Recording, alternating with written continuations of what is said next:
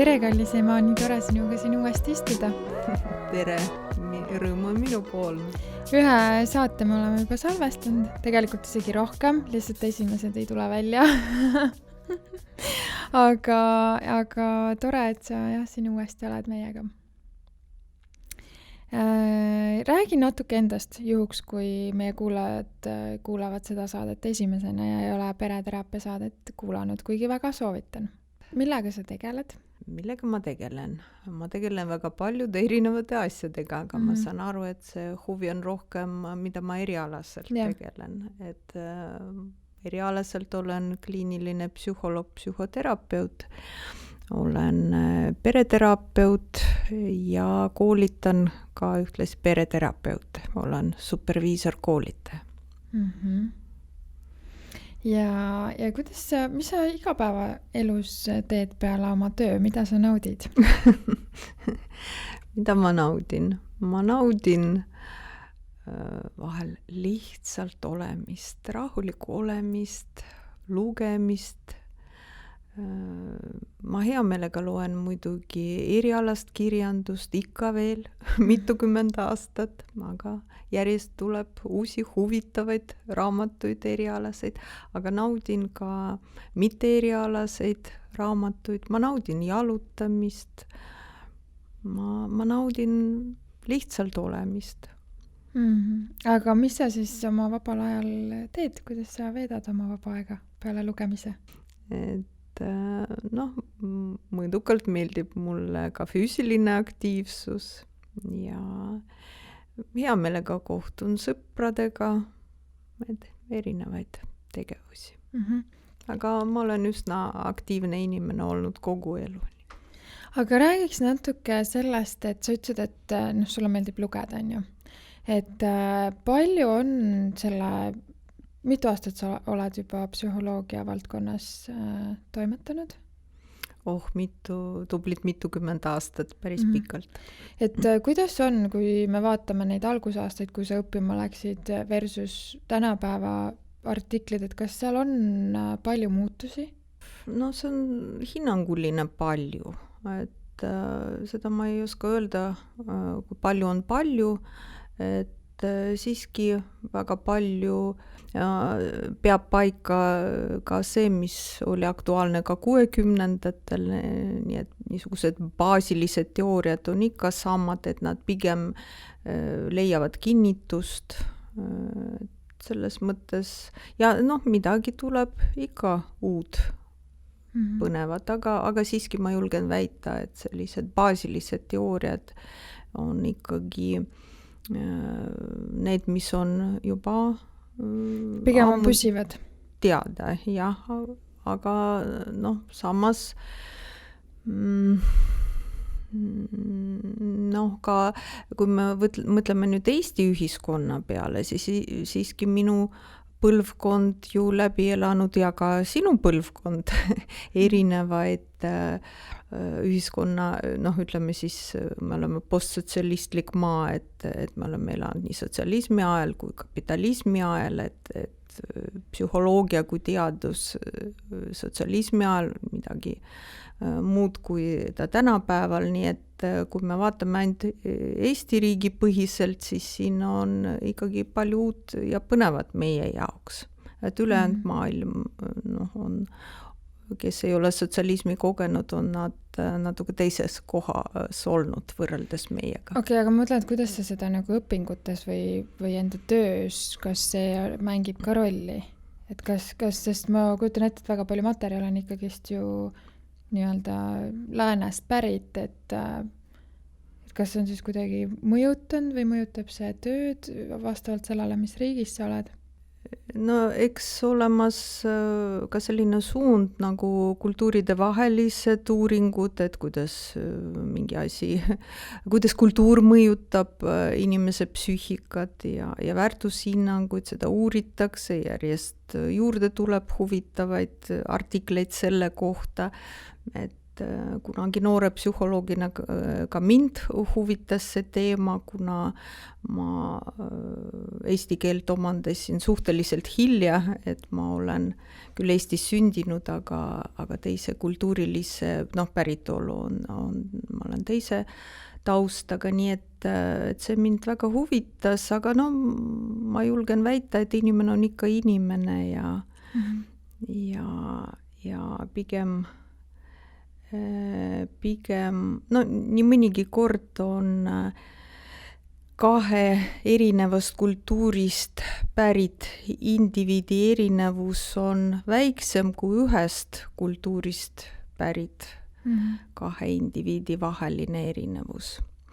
Aga kui nüüd püüda vastata sinu küsimusele, et kuidas see igapäevatöös kajastub, siis isiklik kogemus on see, eks ma ikka arenen, ilmselt surmani.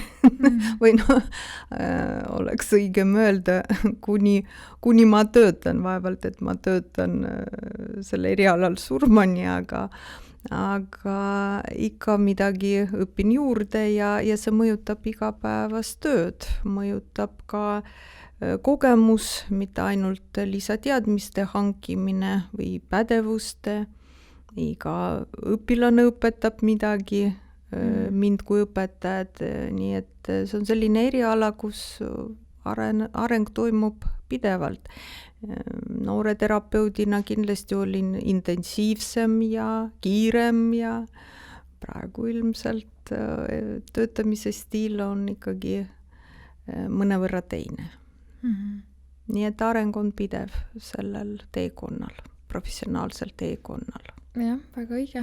See areng inimestena meil on tõesti lõputu, ma ütleks.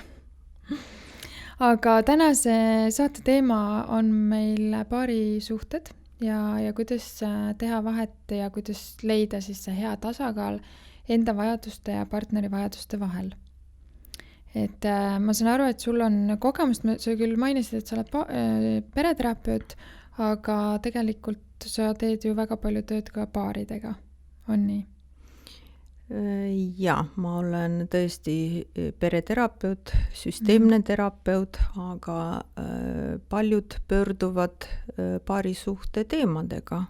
Ja, nii et algne tellimus ja need teemad, millega inimesed tulevad, on paarisuhte teemad, tõsi ta on, jah. Kui palju sa näed enda töös, oled sa kogenud seda problemaatikat, et leida tasakaal siis enda ja partneri vajaduste vahel, et kas see põhjustab suhetes probleeme? Jah, see on selline inimsuhetes ütleks ABC, et meis kõigis on püüd individualisatsiooni suunas ja samas on meis kõigis ka vajadus kuuluda. Ja võt selle kahe dimensiooni vahel tasakaalu leidmine on üks raskemaid väljakutseid inimeste jaoks, nii et see on tähtis teema, jah. Ja kuidas siis seda leida? Ja, et tahaks ju retsepti. Ja, ühte lihtsat asja ja et teaks, mis teha, et oleks hästi. Kahjuks sellist retsepti ei ole olemas. Et on teada, et me seisame praktiliselt igapäevaselt silmitsi sellise väljakutsega. Et minu vajadused versus partneri vajadused, sest ma saan ju aru, et kui partneri vajadused on rahuldatud, siis minul on ju ka hea olla. Et siis kuhu fookus panna just hetkel, just selles situatsioonis on keeruline. See on väga keeruline, sest ma arvan, et see ei ole üldse nii iseenesest mõistetav, mis sa ütlesid, et kui partneril on hea olla, siis on minul hea olla, või et kui partneri vajadused on rahuldatud, siis on minul hea olla. Et ma arvan, et väga paljude inimeste nii-öelda mõtlemine tegelikult ei pruugi üldse selline olla. Et inimesed ju tihti kipuvad nii-öelda üks äärmus on see, et enda vajadustest lähtuvalt just kui tundub, et ma pean enda eest hoolitsema, minu vajadused on kõige tähtsamad, et kus see nagu vahe tuleb? Ja see on tõesti õige, et minu vajadused on tähtsad. Ja selle eest, et mu vajadused saaksid rahuldatud, ei ole kellegil teisel, see vastutus on minul, mitte kellegil teisel. Ja kuna minu vajadus on ka kuuluvusvajadus, vot see on see siis raske koht, et situatsioonipõhiselt, et kuidas ma siis jõuan sellise parema koha peale, kus on rahuldatud ka see kuuluvusvajadus.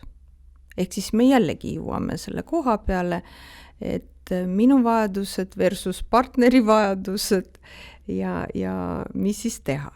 Aga no, et mitte jääda selliseks üldsõnaliseks, et oleks ja ma ei peaks loengut, mis võib võtta mitu päeva eristumise temaatikal, et siis võib-olla mõistlik mõned näited tuua, et oleks võib-olla arusaadavam, et millest me üldse räägime.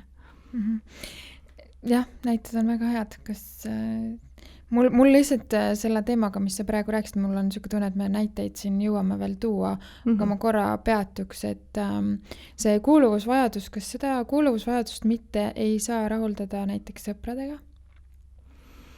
vanematega? Et kuidas see kuuluvusvajadus siis seal nüüd paari suhte võtmes välja mängib? Et tõepoolest, et inimesed ju kuuluvad väga erinevatesse gruppidesse, ma ütleks nii, need võivad olla ja tõesti sõpruskonnad, me kuulume ju algselt perekonda, päritoluperekonda, kuhu me sünnime ja see on väga tähtis, et lapsel kasvades perekonnas oleks kuuluvuse tunne, et ükskõik mis vanuses inimese jaoks kuulumine on väga tähtis, et ma olen kuuldud ja mõistetud, et see on väga tähtis vajadus. Rõhutan veel kord ükskõik mis vanuses, aga kui me alustasime paarisuhtest juttu, et tegu on kahe täiskasvanud inimesega, et siis on see kuuluvusvajadus rahuldatakse paarisuhtes, et enam ma teatud mõttes on mul side oma vanematega ka, aga see lähedus liigub sealt vanematega lähedusest, liigub nüüd siis läheduse suunas, lähedus on siis paarisuhtele. Et ma pidasin seda silmas. Aga mõtlen, et kuidas kas see vajadus on ilmtingimata seal või kas see vajadus on nii-öelda erinev sellest, kui ma kuulun näiteks mingisse gruppi või ma olen tenniseklubis liige või muusikakoolis liige või siis sõpradega on mul see kuuluvusvajadus rahuldatud, et milleks see paarisuhte kuuluvusvajadus? Et kas need on kuidagi eristatavad? Ja, no siin oleks hea, kui sa vaataksid enda sisse korraks või kuulaja vaataks enda sisse, et kas seal on erinevust. Et kui ma kuulun sõpruskonda või see kuuluvus, et milline see suhe, mis on mul partneriga, et kas seal on emotsionaalsel tasandil erinevust. Et üldiselt on teada, et paari suhtes selline lähedus on sügavam. Ja niisuguse intiimsus, mis kaasneb paari suhtega, et selline sügavam lähedus, et see ei ole päris sama, mis on teiste gruppidesse kuulumise kaudu või kuulumisel see lähedus, mida me kogeme seal. Et see paarisuhe kindlasti pakub meile mingeid muid aspekte kui sõprussuhted ja lihtsalt ma ise nagu mõtlen selle peale, et kas ta nüüd ilmtingimata seda kuuluvust pakub, et ma ei tea, kas see on nagu mitte sihuke ühiskonna poolt peale surutud mingi aspekt, kui sa tunned, et sa lähed paari suhtesse selleks, et kuskile kuuluda? No ja ma ütleks, et see ei ole päris õige orientiir, et ma lähen selleks, et kuuluvusvajadust rahuldada, et paari suhe baseerub ju armumisel, hiljem armastusel, et see on ikkagi see baas, miks paari suhe üldse tekib ja tugevneb ja kasvab. Ja vot siit ma, väga hea, et siit lähekski hea meelega edasi, et tegelikult nagu selle vajaduste teemapõhiselt, et enne kui me oleme paari suhtes, me oleme üksikindiviidid. Ehk siis me vastutame enda eest, me õpime ennast tundma, saame enda vajadustest aru, et mis peab juhtuma, et mu ellu üldse tekiks nüüd paari suhe, teine inimene, et see dünaamika on ju väga teine. Et siis ma pean üksikindiviidi rolli staatusest minema üle sellele, et mul on nüüd tegelikult paariline kõrval. Ja. Et kui me räägime nüüd teooriast, et siis seda kutsutakse romantiliseks faasiks, et ma armun ja me loome teine, eeldus, et partner samuti on armunud ja me loome paari suhte. Ja nimetus on sellel faasil väga ilus, nagu ma juba mainisin, romantiline. Aga ma ütleks, et see on üks raskemaid faase inimese elus. Et see on see faas, kus on teada tuntud mõiste nagu nurkade lihvimine, et see on siis see faas, kus me siis õpime teineteist ja püüan siis samm edasi, 2 tagasi võib-olla, et kuidas me siis ikkagi selle paari suhte loome kahekesi. Et ma enam ei saa eksisteerida nii, nagu ma eksisteerisin ilma sinuta. Tegin, mis tahtsin. Et nüüd on see koht, kus ma päris arvestamata teise inimesega ei ole võimalik. Või kui ma otsustan jätkata samamoodi, nagu oli siis, kui mul ei olnud paari suhet, siis ei ole lihtsalt paari suhtele ruumi, paari suhte tekkimiseks ruumi. Ja siis paari suhe laguneb. Või siis partner peab kohanema sellega, et mina ikka teen seda, mida ma alati tegin, ka siis, kui ma ei olnud suhtes.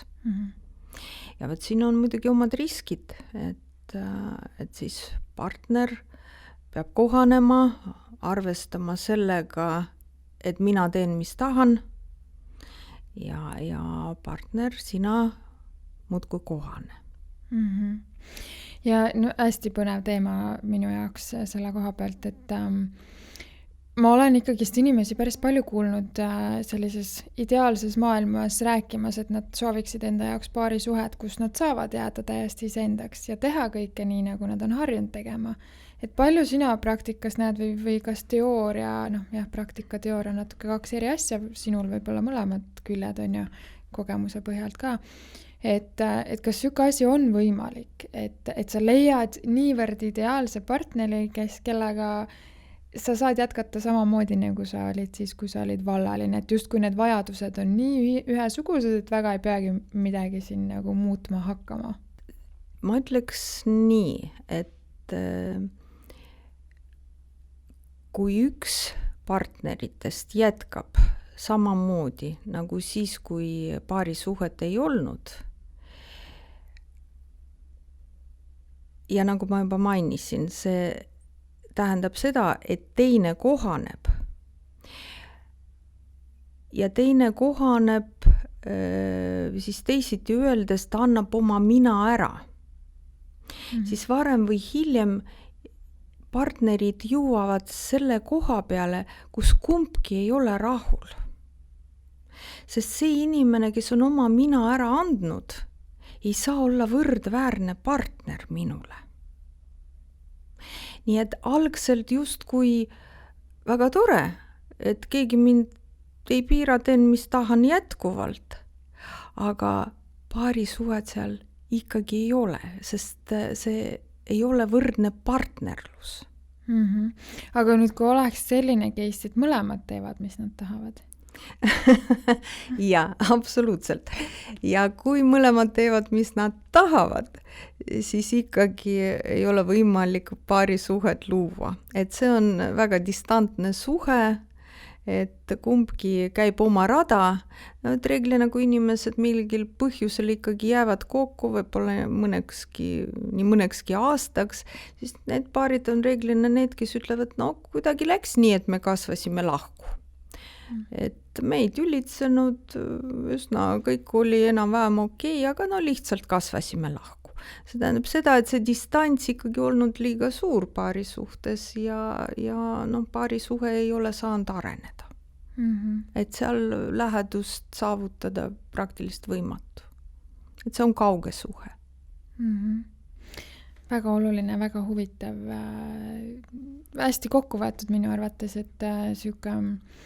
et ikkagist, kui inimesed lähevad paari suhtesse ja mõlemad just kui alguses võib tunduda, et issand, kui tore, mul on nii tore partner ja ma saan kõike teha, mis ma tegin varem, sest väga paljudel on see küsimus, et issand, kas ma saan nüüd ikka oma sõpru näha ja kas ma saan peole minna, kui ma tahan ja siis just kui alguses võib tunduda nii tore, et ma ei peagi mitte midagi muutma ja mu partner on ka niivõrd tore ja elab enda elu ja üldse must nagu väga midagi ei taha, saame kokku, aga jah, ilmselt nagu pikas perspektiivis tegelikult ju koorub see välja, et siis sul ei ole sellist nagu sügavamat lähedust ei saa tekkida. Ja, nii ta on, jah.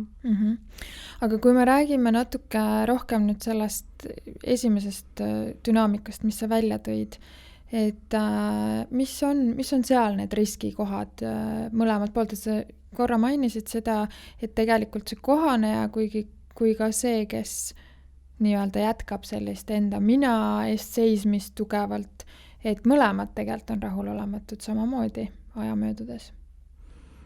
Seda küll, jah, et domineerija, seda kutsutakse domineerija kohaneja dünaamikaks ja tegelikult kohaneja või alafunktsioneerijaks muutub, et võib hakata haigeks jääma, depressiivseks muutuma, rahulolematuks, võivad ärevushäired tekkida, aga domineerijal ka ei lähe alati hästi, sest tema ju tunneb, et kogu vastutus on tema õlul, et ikka peab tema otsustama, tema on kuidagi see vedur ja kogu koorem on tema õlul, et see ei ole hea koht, kus olla, nii et sealt ka kasvavad erinevad või saavad alguse erinevad dysfunktsioonid.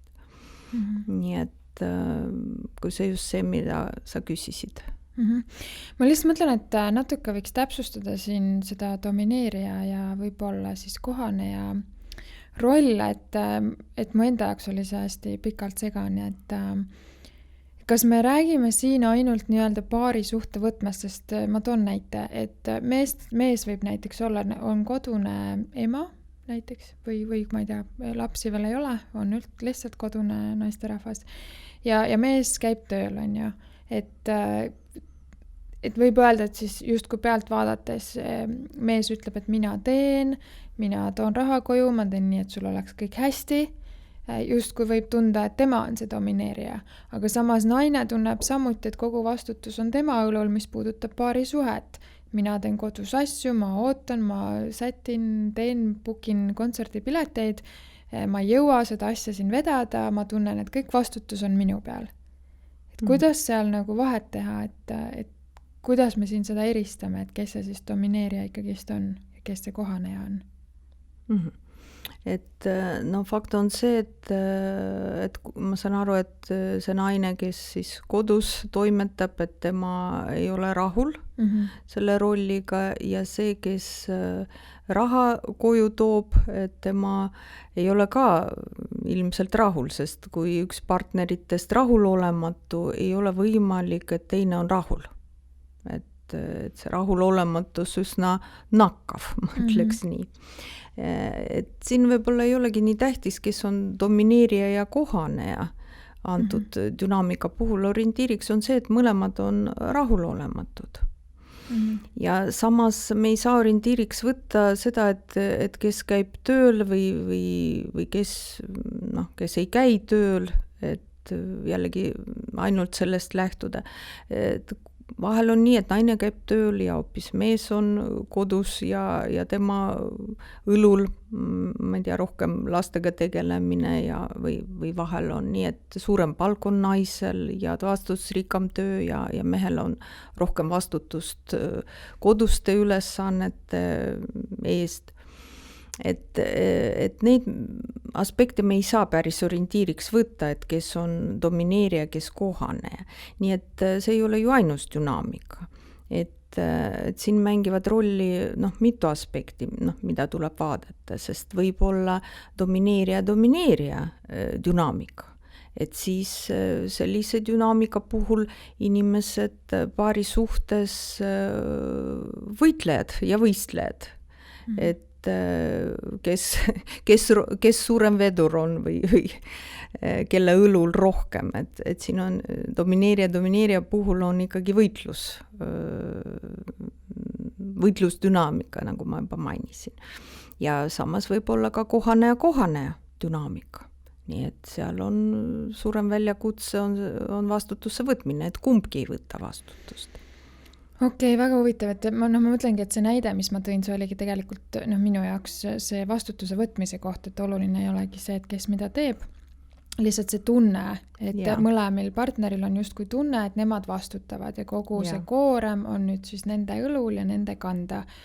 Aga ütleme nii, et see vastutuse koha pealt, et siis justkui nagu sa välja tõid, et võib öelda, et nad ei pruugi ilmselt olla domineerijad, on ju. See, et sa võtad vastutust, kas see ilmtingimata tähendab seda, et sa oled kohe suhtes domineerija? Ei tähenda, jah. Aga mis see, läheks natuke siis sügavamale, et mis see domineerija siis ikkagist nagu tähendab?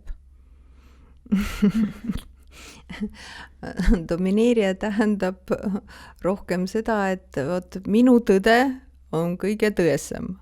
Mina tean, kuidas asjad käivad. Et niimoodi metafoori kasutades või poolnaljaga öeldes, et domineerija või ülefunktsioneerija, vahel öeldakse, et on niisugune logo, et üks on loll ja teine laisk ja mina pean üksi rügama. Et kõik on minu õlul ja mina tean, kuidas asjad käivad, mina teen paremini kui teised, parem kui ma ise ära teen, ja kuidagi kõik see teised justkui sõltuvad minust, aga samas ongi parem, et ongi mulle tuttav maailm, et ma teen ise ära, siis on tehtud. Ja siis mis jääb teistele, mis roll jääb teistele inimestele.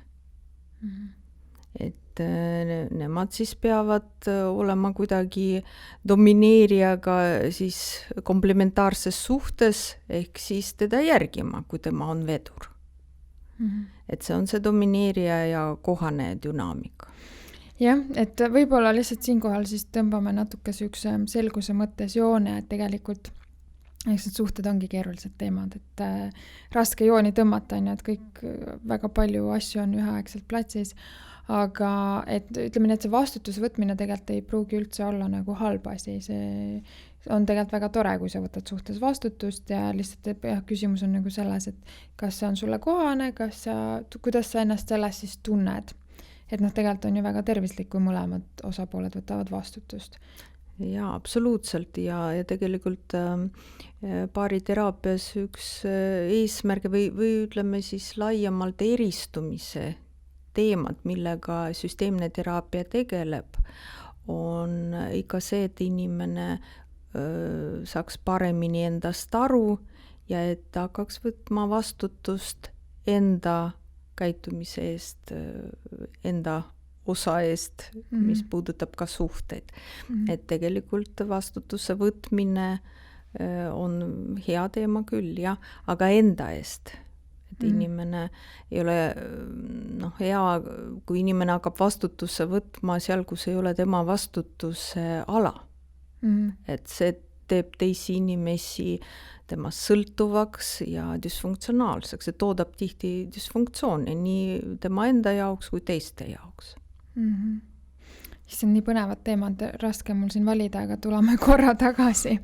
Et vastutuse teema on nagu üks teema ja see on tegelikult, nagu sa juba mainisid, äärmiselt oluline. Ma arvan, et me võiks sellest ka rääkida. Et kuidas seal siis aru saada, et mitte võtta liigset vastutust ja mitte võtta partneri eest vastutust, vaid võtta enda osa eest vastutust, nii nagu sa ütlesid.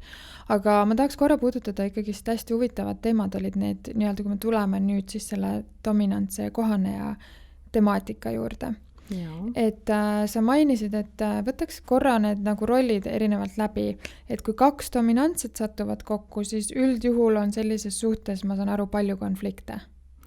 Ja, sest kumbki püüab saavutada oma eesmärgi, no ütleks siis ükskõik mis hinnaga, et ikkagi asjad peavad nii käima ja mulle on nii hea. Ja siis on, see on konfliktne suhe, et kumbki ei anna järgi ja see on võistlus ja võitlus on selline suhe. Ja. Kas selline suhe võib toimida ka aastaid kesta? Võib. Et mõndadele inimestele nagu sobib isegi lausa olla selles konfliktses suhtes. No, kas sobib, et see on ka, me peame siis natuke laiendama. Rohkem rääkima, mis tähendab sobib. Ma ütleksin kohal tuttav, et kusagilt on see neile tuttav niisugune viis suhtes olla. Et selles mõttes sobib. Aga mis on teada, et ükskõik kui tuttav see inimesel on, inimesed väsivad konfliktidest, et see on ikkagi ei ole see, mis toidab mind kui inimest, mis toetab minu psüühikat, sest see on ikkagi pinge. Konflikt on pinge. Jah, mõnikord selline mõni konflikt, et natukene võib aidata midagi ära klaarida, aga nagu see on pidevalt niisuguste huvide konflikti kerises olemine, et see ikkagi on psüühikale väsitav. Nii et see on see risk, et varem või hiljem ma väsin sellest ära, mul ei ole tunnet, et ma olen toetatud ja mõistetud oma partneri poolt ja ma väsin ära sellisest suhtest. Siinkohal ma pööraks tähelepanu sellele, et need mustrid ja need teemad, mis sa just ütlesid, et see on tuttav, on ju, et see on see, millega me oleme harjunud. Ja. See on pereteraapia teema, et just. Kui keegi soovib kuulata, siis soovitan väga kuulata seda esimest saadet, kes ei ole veel kuulanud. Aga okei, teine variant, nagu sa ütlesid, on see, et meil on nagu dominantne ja kohaneja. Et mis seal siis selline suhtedünaamika on, et üks oli nüüd dominantne on põhiliselt konfliktne, et kuidas selle dominantse ja kohanega on, mis seal juhtub? Nii nagu me vahepeal eespool rääkisime natukene sellest dünaamikast domineerija kohaneja, siis domineerija on see, kes siis ütleb, et nii on ja nii jääb. Siis kas siis paarisuhe ei saagi areneda või siis partner hakkab kohanema sellega, ehk siis annab oma mina ära. Ja kui annan oma mina ära, et need dysfunktsioonid, mis hakkavad tekkima, et kohaneja võib hakata haigeks jääma psüühiliselt, füüsiliselt, et ikkagi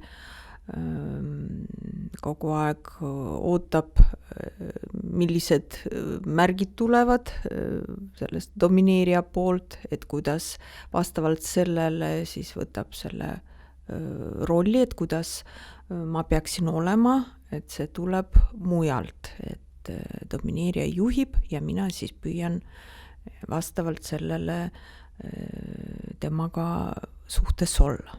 Et ehk siis ma ise ei saa otsustada, kuidas ma olen suhtes ja sellise dünaamika puhul, miks see dysfunktsioon kohanel hakkab tekkima, sest tal ei ole kontakti enda vajadustega, et tema on väga orienteeritud domineerija vajadustele ja vastavalt sellele siis valib, siis kohaneb, valib käitumise.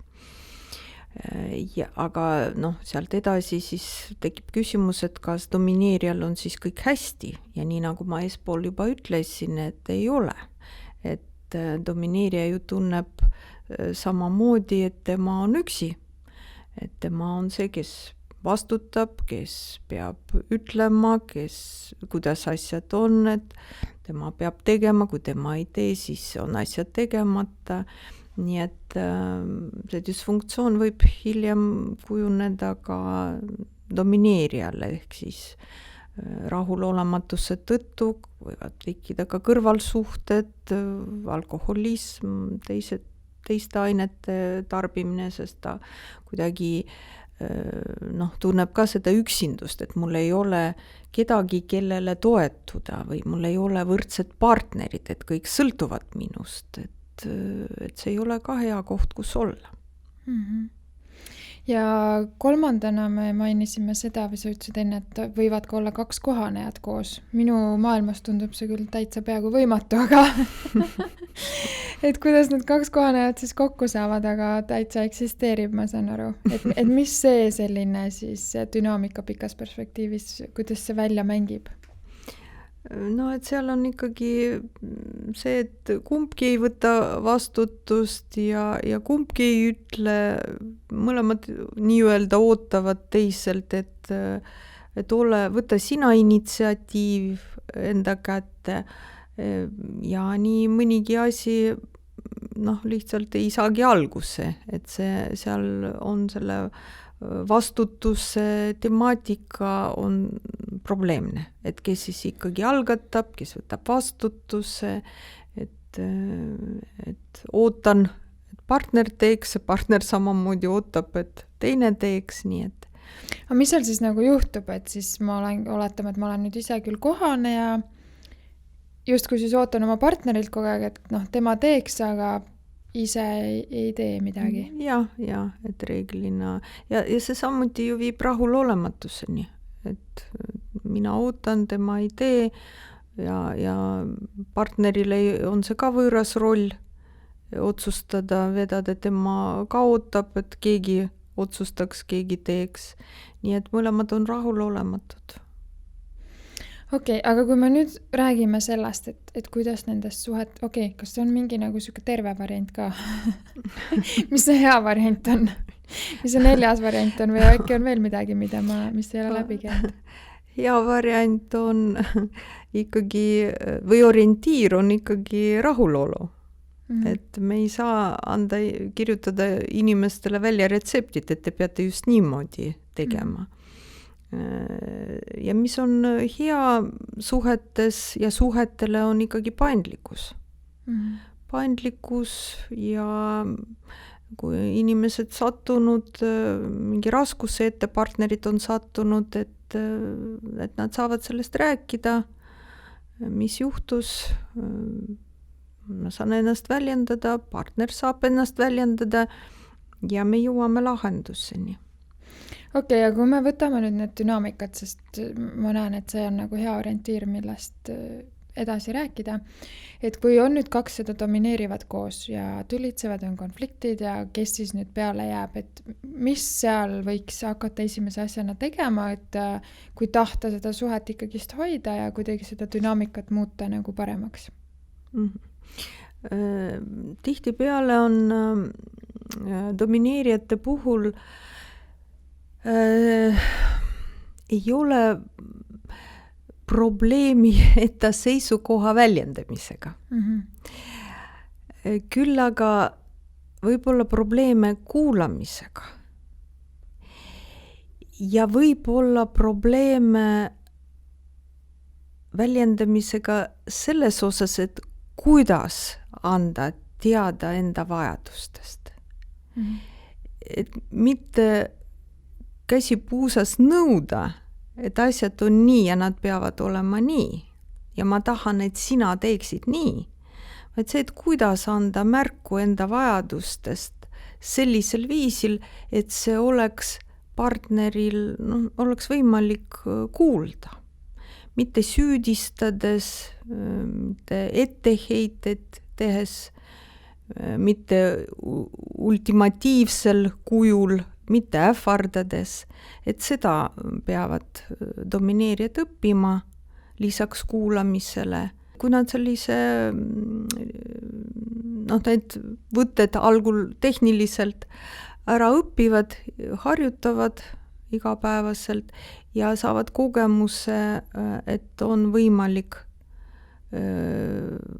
olla kuuldud, on võimalik väljendades teisiti olla suhtes, mitte tülitsedes, tüli kipub ju eskaleeruma, kuni siis lendamegi üksteisest hästi kaugele emotsionaalsele distantsile, kes mõneks tunniks, kes mitmeks päevaks või mitmeks nädalaks. Need on võimalik jääda suhtesse, väljendades ennast mitte ründavalt, et siis nad võivad eksisteerida hästi edasi.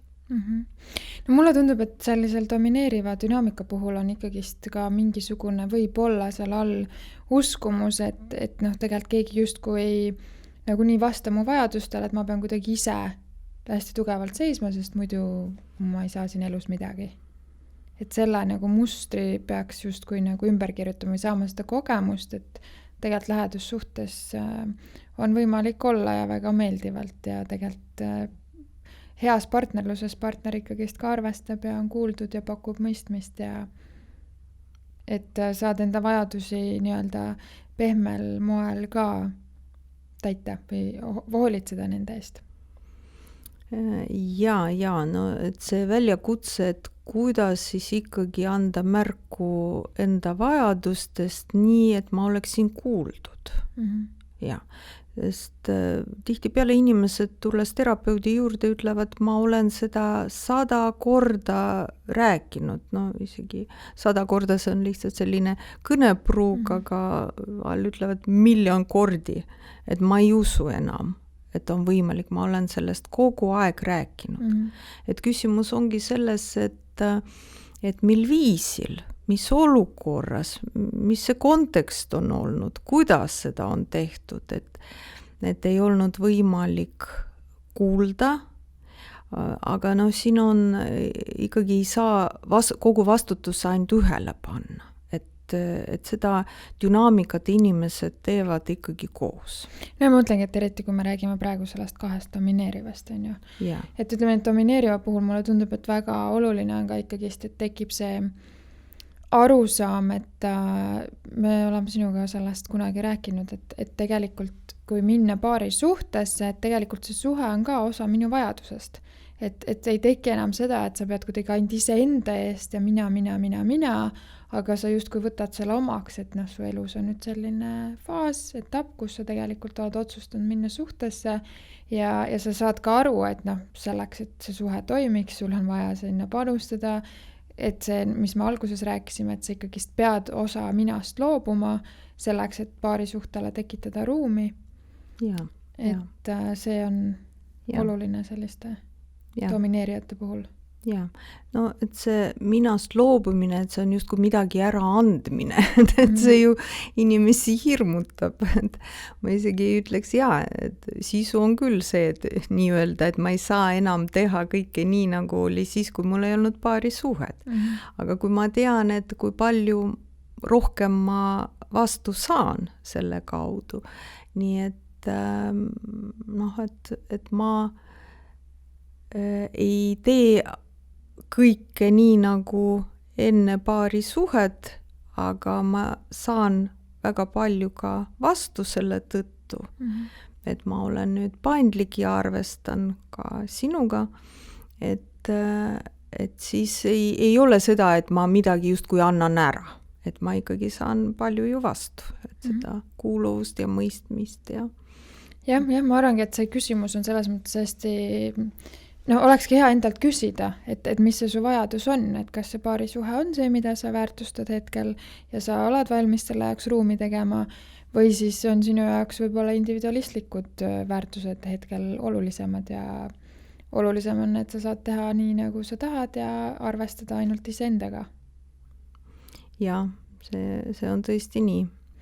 Aga kui me nüüd räägime sellest dominantsest ja kohanejast, et mis need sammud on, mis seal kumbki siis võiks teha? Ma kujutan ette, et dominantne ilmselt sarnane, nagu me arutasime, et võib-olla rohkem siis sellest kohaneja poolest, et mis tema ülesanne oleks, et kui nemad ka tegelikult soovivad suhet jätkata, armastus on olemas, aga et kuidas seda dünaamikat siis muuta?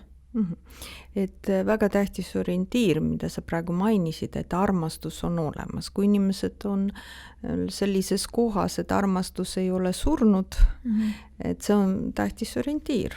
Et nii mõnigi kord on kasulik küsida enda käest, et kas armastus on veel alles. Ja teine orientiir, et nendel, kellel on näiteks paaridel, kellel on juba lapsed, et vahel ma küsin, et kui lapsi ei oleks, kas sa oleksid temaga koos? Et see on ka orientiir, et kas meil on lootust edasi minna. Aga kui need vastused on jah, ja me tahame õnnelikumalt edasi koos minna, et kuidas siis, ma saan aru, see küsimus, kuidas seda dünaamikat muuta. Et teooria räägib meile sellest ja me teame, ma mõtlen terapeute, et eristumise tase nii domineerijal kui kohanejal on tegelikult sama. See tähendab seda, et ega tegelikult ei ole nii kohaneja, kes oma mina ära andnud, ei ole kontaktis enda vajadustega, kui ei ole ka domineerija kontaktis enda vajadustega, kuigi jääb mulje, et domineerija muudkui surub, et vot, asjad peavad olema nii. Aga seal ei ole ka kontakti enda vajadustega, et seal on rohkem see, et ma kontrollin olukorda ja ma ütlen, et nii on õige teha. Et kuidas seda dünaamikat muuta, et kohaneja järjest rohkem läheb kontakti enda vajadustega, domineerija samuti ja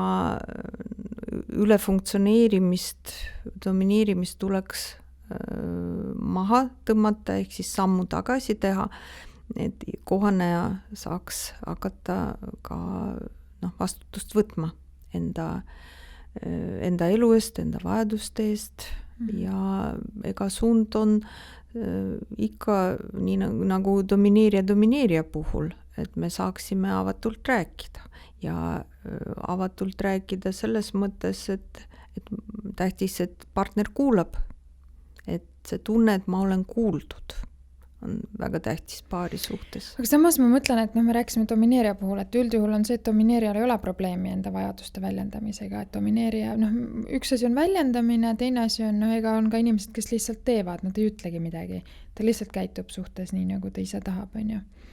Üldse ilma oma partneriga mingit juttu tegemata. Et kui me räägime praegu, et see domineerija ja kohaneja dünaamika, et sa justkui ütlesid, et tegelikult ei ole kummagil enda vajadustega kontakti, et justkui jääb mulje, nagu domineerijal oleks, aga mis see siis ikkagist nagu on, kas tal siis on see kontakt või siis ei ole? Ikka ei ole. Et kui inimene ütleb, et kõik on minu õlul, no kes sinna su õlule midagi paneb? Et kuidas ei saa kellelegi midagi panna, kui ei lasta, ei lubata panna. Et mida sa selleks teed, et sul on nii palju õlul? Aga kas see on nagu alati nii, et domineerija seda tunneb, et kui on kaks domineerijat konfliktne suhe, et võib-olla ma seisan oma vajaduste eest ja ei ole seda kontakti või kohta, et mõelda, et issand, kõik on minu õlul, vaid see justkui sobib, sa justkui seisad enda vajaduste eest ja... Jaa, et küsimus on selles, et mis on sinu vajadused, et minu vajadus, et sa mind ei tülitaks, minu vajadus, et mis näited siin võiks tuua, et käin olulised. sõpradega väljas siis, kui tahan, olen tööl nii kaua, kui tahan, lähen reisile siis, kui tahan, noh näiteks. Jaa, et teen, mis tahan ja nii nagu ma ütlesin, et toimiv paarisuhe on see, et ma tajun, et mu partner on minuga võrdne. Aga võt sellise dünaamika puhul, et teen, mis tahan ja teine muudkui kohaneb, on väga raske partnerile toetuda või näha temas ressurssi. Et siis see paarisuhe ei ole võrdne. Et siis domineerijal reeglina ikkagi, nagu ma ütlesin, et kui inimesed jõuavad paariteraapiasse, kaugel sellest, et domineerija ütleb, et kõik on hästi. Ja kui me võtame näiteks sellist näidet, et kui paariteraapiasse jõuab paar, kus on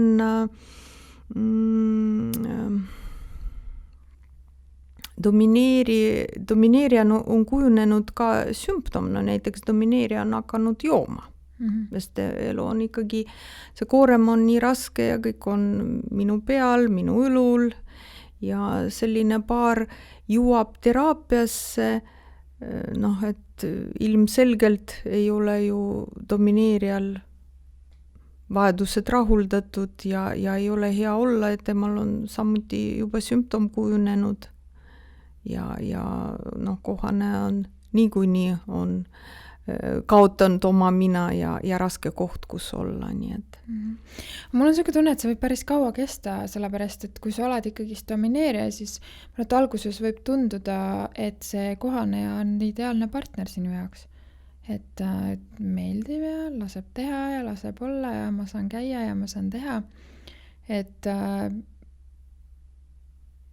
kas see võib tegelikult ka jääda kestma selles mõttes, et tegelikult sellele domineerijale sobibki see, et ta tunnebki, et ta saab käia, olla, teha? Jaa. Ma saan aru, et see teema on väga intrigeeriv ja me muudkui räägime sellest, et et see võib kaua kesta. Et see, mida mina näen ka enda praktikas ja see, mis on teada, et kuhu selline dünaamika viib, ma taas tulen selle juurde, et kui sul ei ole võrdsed partnerid, ei ole võimalik saada toetust, emotsionaalset toetust, et domineerijal on väga raske toetuda sellele, kellest ta ei pea lugu. Aga kohanejale, no et kuna kohaneja, see on ju tajutav, et ta ei saa hakkama ja sellel toetuda on väga keeruline. Nii et pole harv juhus, kui domineerijal tekivad kõrvalsuhted, sest see vajadus olla võrdses suhtes on ikkagi olemas. Et ma tahan olla kuuldud, aktsepteeritud, rääkida võrdsel tasandil, et see atraktiivsus väljaspoolt, noh, tuleb väljaspoolt. Kuigi siis me tuleme tagasi selle domineerija dünaamika juurde, et siis sellisel puhul võibki korraks tunduda, et see teine domineerija on nii põnev ja ta on nii integreeriv ja kindlasti on parem versioon kui minu mees kodus on ja aga tegelikult seal on samamoodi, et kui mina ise, oletame siis domineerijana ei tee neid muudatusi enda sees ja valin siis nüüd, ma ei tea, armukeseks teise domineerija, et korraks on võib-olla põnev teistmoodi, aga tegelikult siis ma saan ilmselt suht kiiresti aru, et ega kui ma enda sees midagi ei muuda, siis see suhe on konfliktne ja ega seal ka midagi paremat ei ole tegelikult. Ja, ega seda on juhtunud nii mõnigi kord, kus siis inimene otsustab näiteks sellest suhtest lahkuda, kus kohane võib-olla on tõesti juba väga sümptomaatiline ja väga haige ja ei ole enam atraktiivne, et siis satun domineerija suhtesse ja vaatan, et ei olegi nii hästi kõik, et konfliktid on, jah. Ja siis, kui me nüüd võtame selle kolmanda dünaamika, et kohaneja, et mis siis nemad peaksid tegema, kui nad sooviksid oma suhet jätkata? et samamoodi ikkagi tuleb rääkida sellest, mis nad tunnevad kumbki, millised ootused, mis ühte häirib, mis teist häirib, et kuidas saaks paremini edasi minna, kokkuleppeid sõlmida, mis on ühe vastutuse alla, mis on teise vastutuse alla. Aga ükskõik mis dünaamikat me fookusesse võtame, on ikkagi kõige tähtsam, et inimesed saaks omavahel rääkida, et saaks seda lähedust toita. Ja paarisuhe ei ole midagi sellist, mis on, tulime kokku, paarisuhe ja kõik toimib. Et paarisuhe on see, mis vajab, see on nagu taim. Ta vajab kastmist, väetamist selleks, et kasvada. Nii ka paarisuhe, et me ei tohi seda unarusse jätta.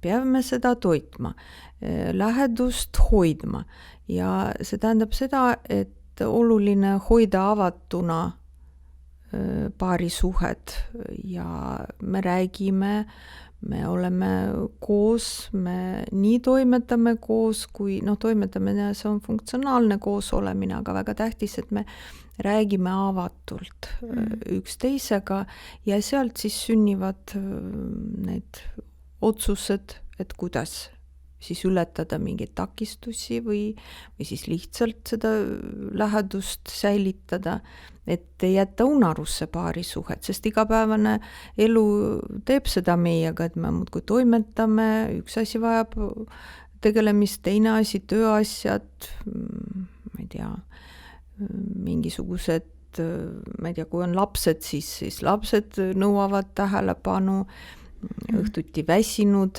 et võetakse kuidagi iseenesest mõistetavana paarisuhet. Et seal on riskid, et lähedus kaob, nii et tähtis, et me ikkagi, nii nagu kurameerimise ajal, et kuidas see alguses oli, et kuidas see suhe tekkis, kuidas me siis olime suhtes, palju me siis rääkisime ja kuidas me siis suhtes olime, et kuidas me hakkasime seda looma. Nii et paarisuhe vajab toitmist ja toit on lähedus.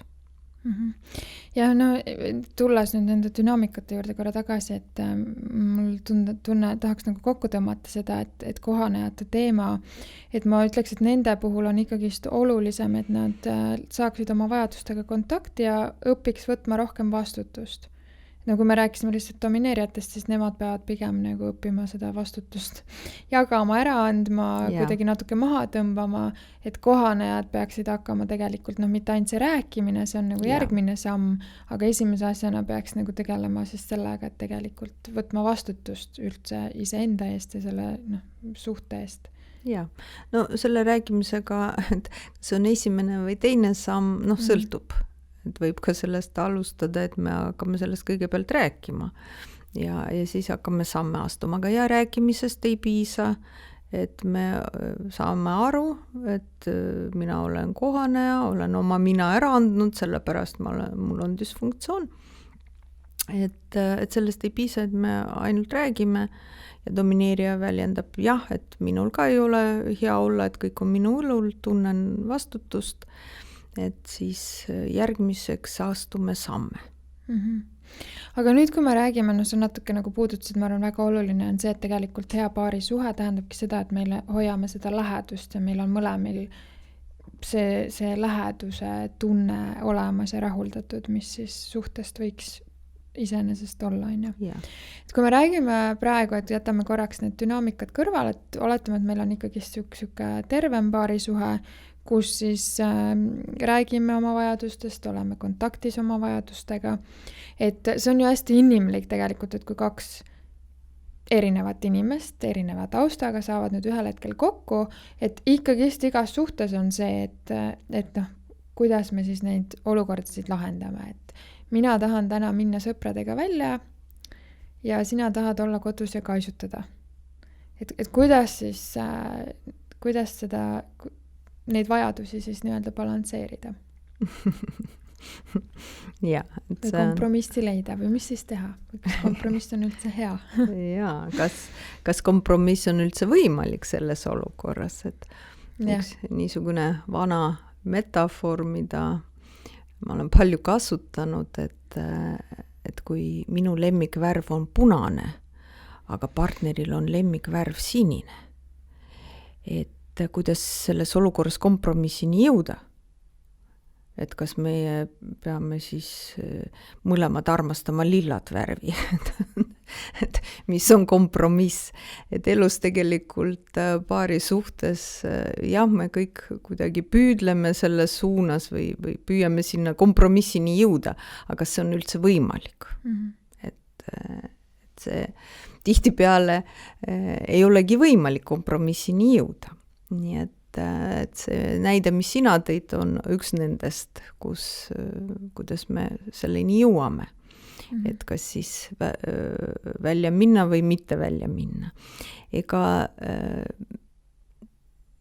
siin on taas see, et kui meil on hea, tugev suhe ja me räägime sellest oma vajadustest kumbki, saab üks väljendada enda vajadust, rääkida sellest ja ta on partneri poolt kuuldud, tema vajadused on kuuldud, inimene on kuuldud ja mina saan rääkida siis partnerina väljendada enda vajadust ja partner mind kuulab, et siis see otsus, kas minna või mitte minna, hea toetava suhte puhul sünnib iseenesest.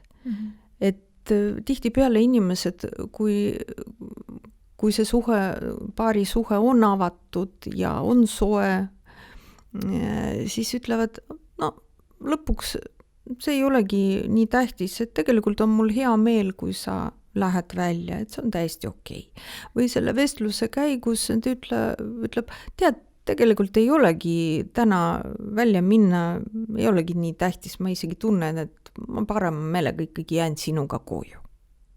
Nii et see, kui rõhutan veel, et kui lähedus on olemas, kui inimesed saavad rääkida avatult oma vajadustest ja nad on kuuldud partneri poolt, vastastikku, siis otsus sünnib iseenesest.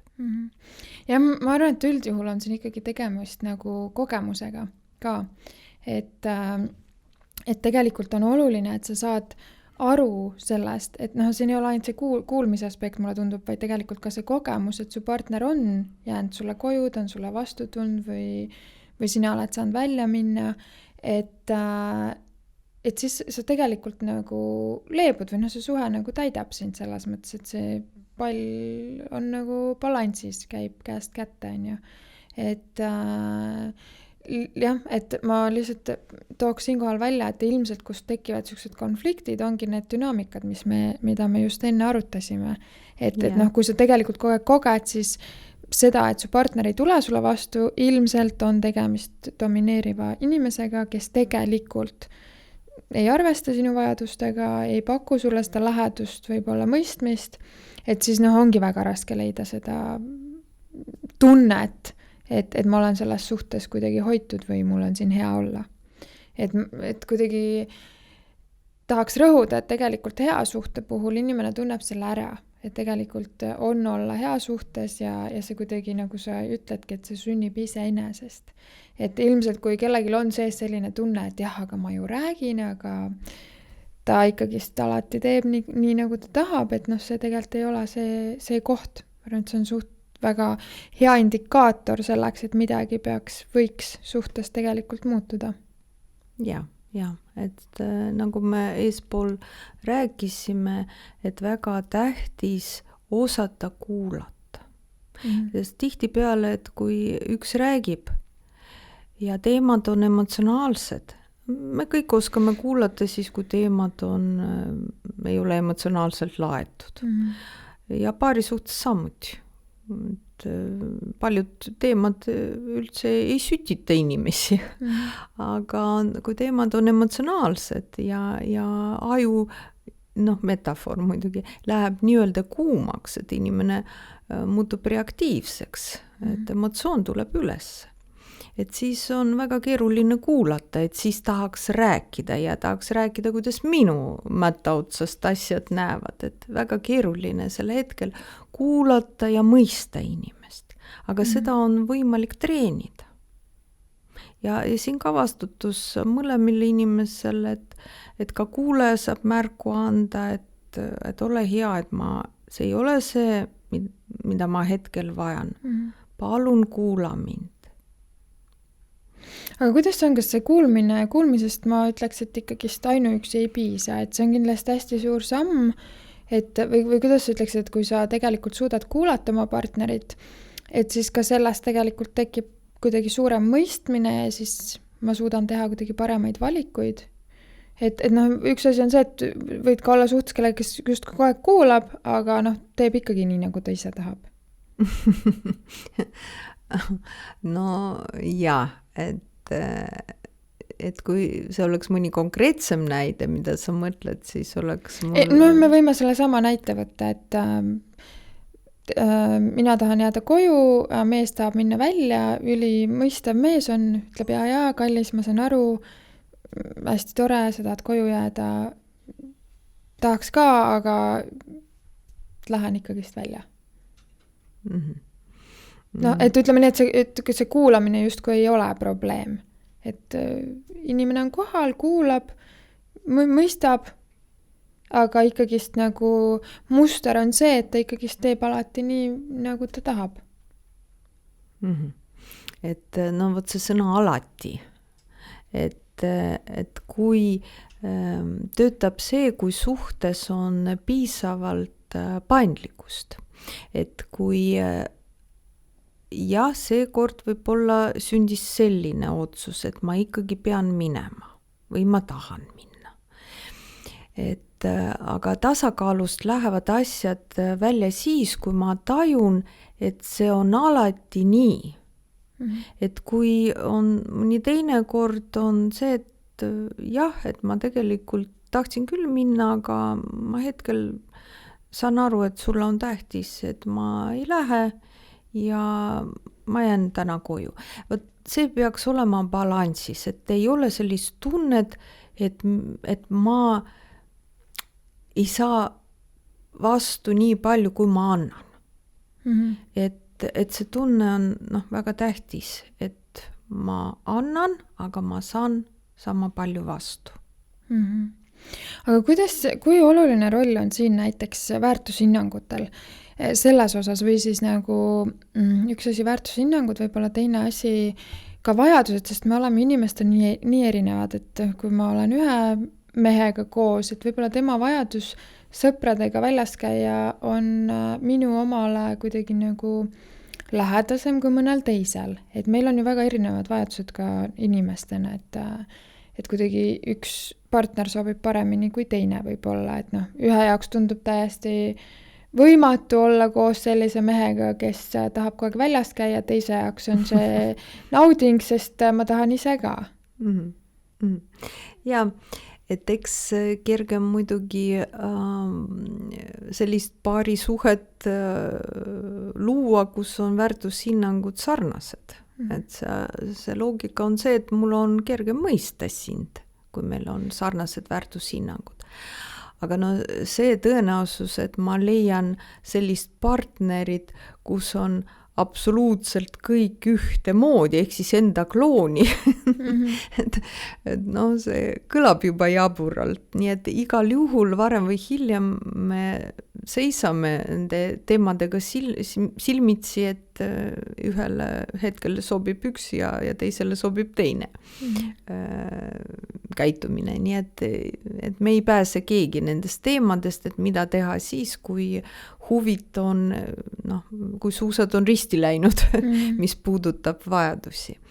Et aga jah, absoluutselt, et nii nagu ühest kultuurist, kui siin eespool meie vestluse algus oli jutu ka kultuurist, et ühest kultuurist on ühise kultuuri ja keele taustaga inimestel on kergem paari suhet luua kui erineva taustaga, et ja nii edasi, et ühised väärtushinnangud, ühine või sarnane taust, kust me tuleme, et see on lisaressurss.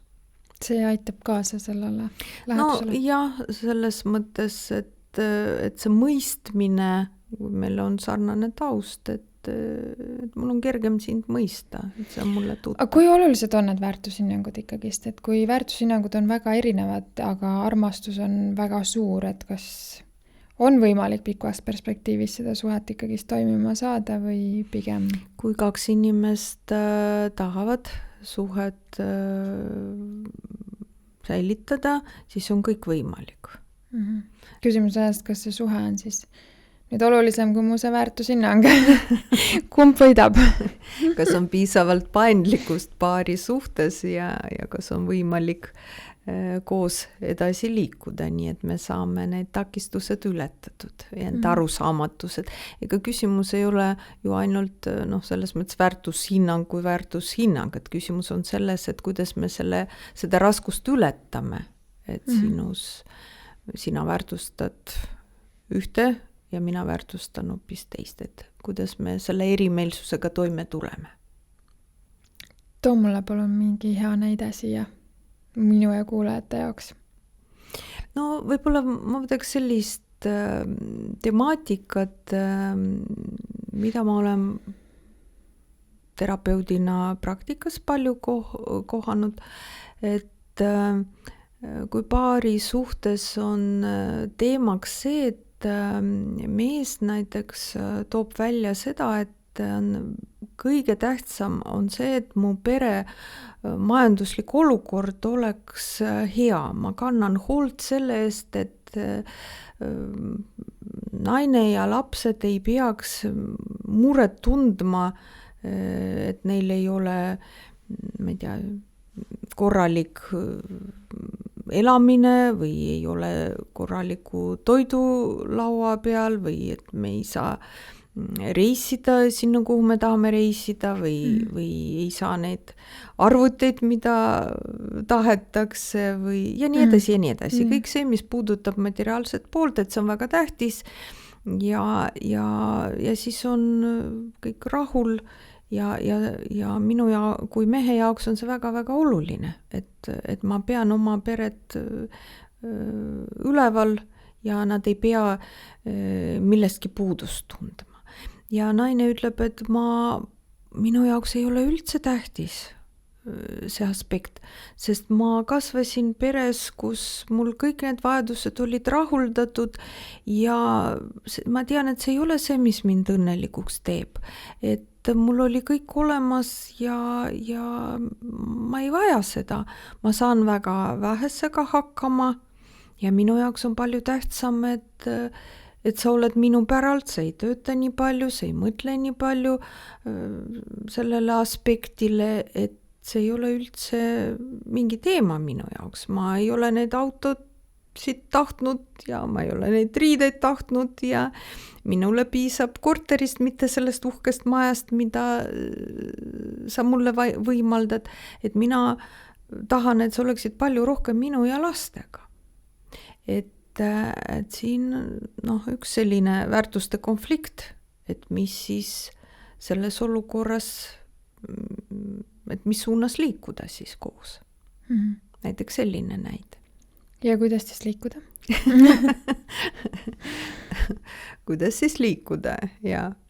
Et ega orientiir on ikka sama, et tegelikult majanduslikud hüved on ju lisaressurss. Ega kui keegi ütleb, et see ei ole üldse tähtis, et onnis on ka võimalik olla õnnelik ja suurt armastust kogeda. Et ma ütleks, et ega poest keegi leiba ilma rahata ei anna siiski. Nii et me teeme paraku tööd selleks, et leivaraha teenida, ja? Et miks see siis saanud sellise negatiivse suhtumise, et mis me vaatame ikkagi, püüame, aitame inimesi näha selle alla, et mis vajadused on ikkagi rahuldamata. Ilma, et kuidagi, ma ei tea, tühistada teise inimese väärtushinnanguid, ehk siis me aitame neil rääkida sellest, mis on puudu. Ja kuidas nad jõuavad selleni, et mõlema vajadused oleksid rahuldatud. Ehk siis, mis sa arvad, mis vajadust rahuldamata naisel selles olukorras, kes ütleb, et ma ei taha üldse neid ei maja ega autosid. No mulle tundub, et emotsionaalselt, et seda lähedust on naise jaoks vähe. Ja, et oluline, et mõlemad saaks aru, et on tähtis, et need vajadused oleks rahuldatud.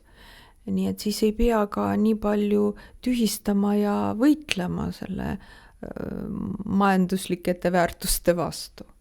No ja üldjuhul lihtsalt võib tekkida ka, et kui mehel ikkagist on selle näite puhul see töö ja raha kuidagi nagu väga oluline ja ta ei suuda seda nii-öelda muudatust oma elus teha, et naisele vastu tulla, et kui me räägime väärtushinnangutest hetkel, et siis on küsimus ikkagist, et ilmselt tuleb leida teine partner.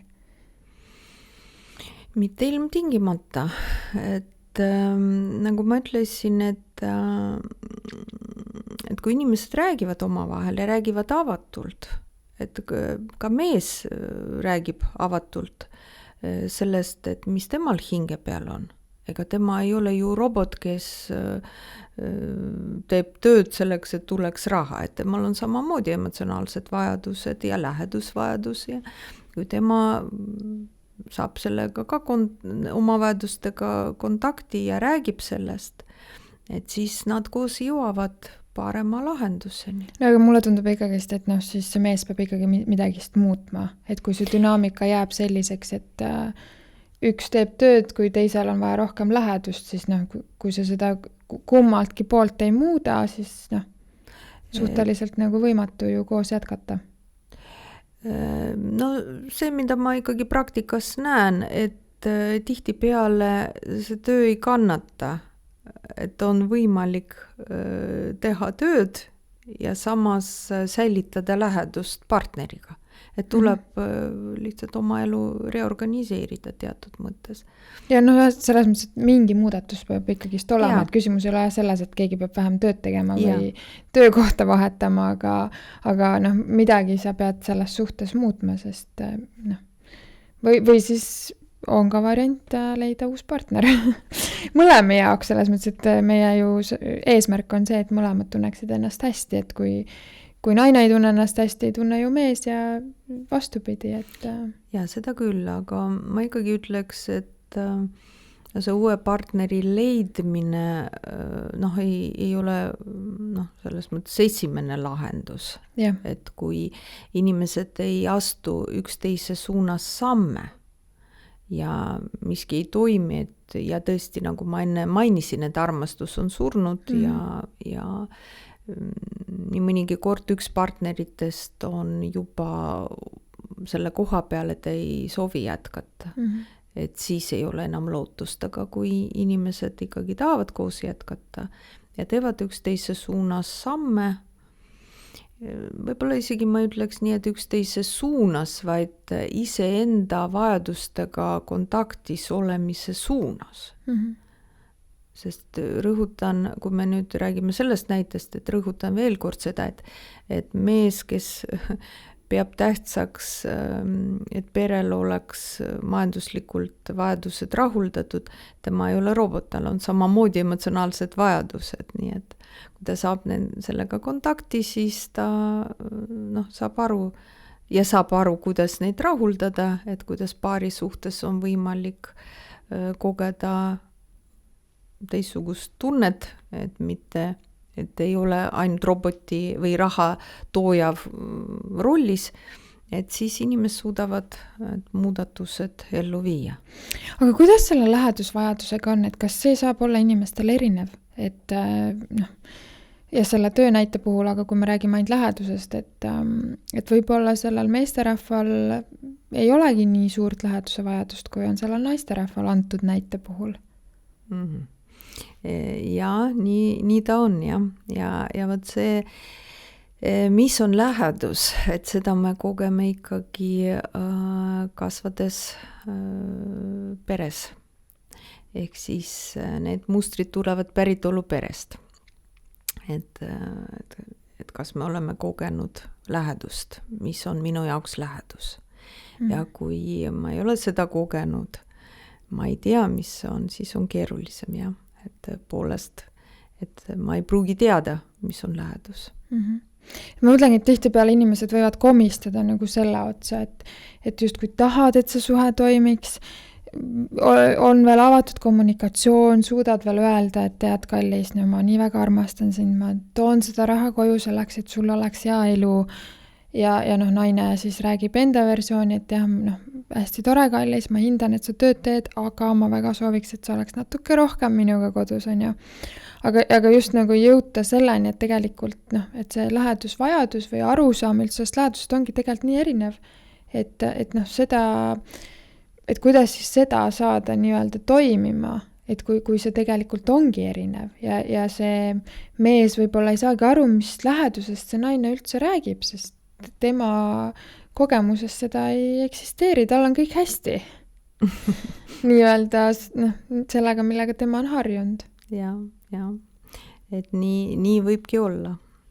Et tõesti, aga siin me juba tegeleme teraapias, siis vaatame inimese selja taga ja väga kasulik, et partner ka saab aru, et kust ja millise seljakoti sisuga inimene tuleb paari suhtesse, et see mõistmine on siis suurem ja nad siis koos õpivad. Aga kuidas sellega on, kas võiks püüelda siis selle nii-öelda lähedasema suhte poole või siis antud juhul oleks ikkagist nii-öelda natukene nagu kergem variant see, et see mees leiaks selles mõttes endale partneri, kes võib-olla vastab tema lähedustasemele ja soovile, et see on sarnasem ja siis naine leiab partneri, kellega temal on sarnasem läheduse kogemus. Et mul praegu tulevad mõned anekdoodid meelde selle koha pealt, et mis räägivad sellest, et teoorias on võimalik, aga praktikas, teoreetiliselt on võimalik, aga praktikas raskesti rakendatav. Et suhe ei ole matemaatika, et kuidas me siis välja arvutame, et kas see on just see inimene, kellel on see lähedusvajadus väga sarnane minu omaga, aga see on ju samas väga tunnetatav aja jooksul. Aja jooksul jah, aga samas kui me räägime sellest, et baas ikkagi suhte, mis baasilt me suhtesse astume, see on ikkagi armumine ja see ei ole midagi, mis suhe on ikkagi protsess, et suhe kasvab ajas ja seda, et ma saan aru tehniliselt siis või kuidas ma saan aru, et kuidas see otsus lahku minna sünnib. Et suhtesse on võib-olla juba päris palju panustatud ja seda jällegi kõik tühistada, et kas see on alati mõistlik. Et järgmises suhtes võib-olla mõni asi on parem, aga mõni asi jälle ei pruugi olla parem, nii et siin on matemaatiliselt väga keeruline läheneda. Ja ilmselt see orientiir on ikkagi see, et kui see partner ei tee muudatusi ja see lähedus ikkagi jääb saamata, siis ilmselt ikkagi on mõistlik minna eraldi teed ja leida keegi, kes on ikkagi vastab selle koha pealt rohkem. Vastab või on valmis seda tööd tegema, ehk siis eristumise tase selle koha pealt on sarnasem. Aga kuidas sinu kogemus on, et kui inimesel ei ole seda läheduse kogemust, et kuidas ta üldse aru saab sellest, et siin üldse on midagi sügavamat? Kuidas üldse jõuda selleni, kui sa ei ole seda kogenud? Ja, et siiski kui mind kuulatakse ja mind mõistetakse, meil ilmselt on kõigil võimalik kogeda seda head tunnet, kui mind kuulatakse. ja mind ei õpetata, ei räägita endast, kui mina jagan midagi, mind kuulatakse. Et see on ju hea tunne. Ja, nii et isegi kui ma ei ole kogenud päritolu peres seda, me ikkagi kogeme teistes suhetes seda head tunnet, mis võimaldab siis, kui ollakse minu päralt ja ma olen tähtis ja ma saan jagada seda, mis minuga toimub. Nii et on võimalik sellisel viisil õppida. Tänase jutu ajamise kokkuvõtteks ma tahaks öelda, et see lähedus on paari suhte heaks toimimiseks äärmiselt oluline, et ilma selle läheduseta on ikkagist väga raske olla pikaajaliselt õnnelikus suhtes. Et see võiks olla midagi, mille poole inimesed võiksid püüelda. Ja, et see avatud dialoog,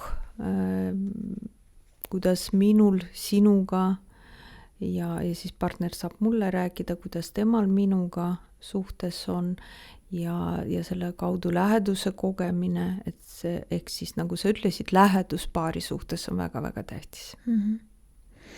Ja kas sul on anda meie kuulajatele äkki mõni hea raamatusoovitus, kes tahaks rohkem lugeda paari suhete temaatika kohta ja vajaduste? Tänapäeval on väga palju häid raamatuid eesti keelde tõlgitud, lihtsamaid, on keerulisemaid, aga millest võib-olla alustada, näiteks Armastuse 5 keeld võiks lugeda, Teekond soovitud armastuseni, Miks petetakse, on teisigi häid raamatuid, Vihatants,